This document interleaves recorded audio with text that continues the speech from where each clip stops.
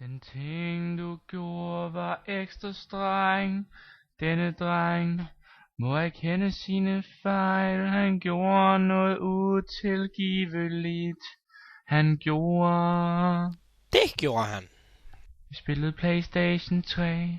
Det var fodbold. Han slukkede den, kunne ikke holde hovedet koldt. Blev nødt til at skyde ham i hovedet med en kold. En kold. Han brød vores kodex. Han brød vores kodex. Han brød vores kodex. Han brød vores kodex.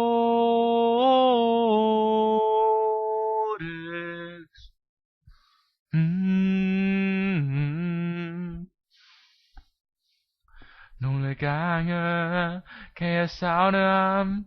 Den handling, den var bare for klam. Så mig og hans søster havnede sammen med hans mor.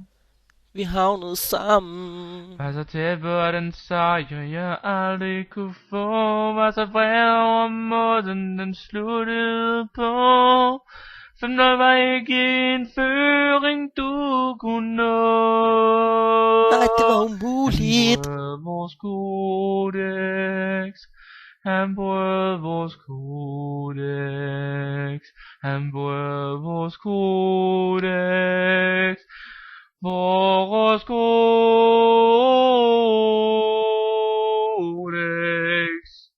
Styr dig, mand. Havde endelig valgt mit yndlingshold, men du var bare utrolig kold. Du trykkede på sluk-knappen og råbte højlydt. LOL. Jeg troede aldrig du ville bryde vores kodex, kan ikke forstå det. Men du var uduelig, ubrugelig, utrolig. Skød dig både med koldt og ud i din pussy. Så du kunne love rundt og lade være med at tro, at du var en cool G. Du gav mig min.